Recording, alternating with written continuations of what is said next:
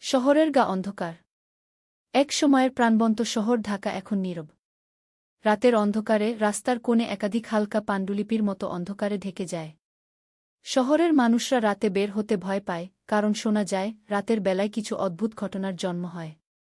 কাহিনীটি শুরু হয় একটি পুরনো বাড়িতে, যেটি অনেক বছর আগে অ্যাবেন্ডন্ড হয়ে গেছে। সেখানকার লোকেরা বলে বাড়ির ভিতরে এক অশরীরী আত্মা রয়েছে যে রাতে ঘুরে বেড়ায়। কেউ যদি সেই বাড়ির মধ্যে প্রবেশ করে তবে তার ফিরে আসার আশা থাকে না। এক রাতে তরুণী মিথিলা তার বন্ধুদের নিয়ে একটি দুঃসাহসিক কাজ করার সিদ্ধান্ত নেয়। তারা পরিকল্পনা করে পুরনো বাড়ির ভিতরে রাত কাটানোর। বন্ধুদের মধ্যে গুঞ্জন শুরু হয়। কিছুটা ভয় পেয়ে যাওয়ার পরও তারা শেষ পর্যন্ত সাহস করে বাড়ির দিকে এগিয়ে যায়। বাড়ির ভিতরে ঢুকতেই তাদের অন্ধকারে ঢেকে থাকা দেয়াল ও ভাঙা ফার্নিচারের দৃশ্য দেখে ভীত হয়ে যায়। কিন্তু মিথিলা ও তার বন্ধুরা কিছুতেই পিছিয়ে যেতে রাজি নয়। তারা একটি ঘরে বসে গল্প করতে শুরু করে।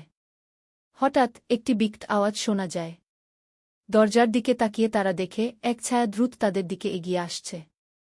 মিথিলা প্রথমে ভেবেছিল এটি কেবল তার মনের সৃষ্টি। কিন্তু ছায়াটি ধীরে ধীরে স্পষ্ট হতে থাকে।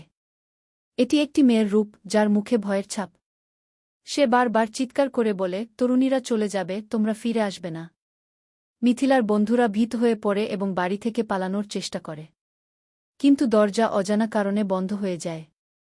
ছায়াটি তাদের চারপাশে ঘোরাফেরা করতে থাকে এবং তাদের ভয়াবহ চিৎকারে বাড়িটি গুঞ্জন করতে থাকে। মিথিলা অনুভব করে তাদের শরীরে শক্তি নেই। তারা জানে এবার তাদের পালানো সম্ভব নয়। শেষমেশ ছায়াটি তাদের সামনে এসে দাঁড়ায়। তার চোখগুলো নিঃস্বভাবে আলোড়িত এবং সে বলে, এখন তোমাদের সময় হয়েছে গি। এভাবেই শহরের ইতিহাসে আরও একটি ভুতুড়ে কাহিনী যোগ হয়।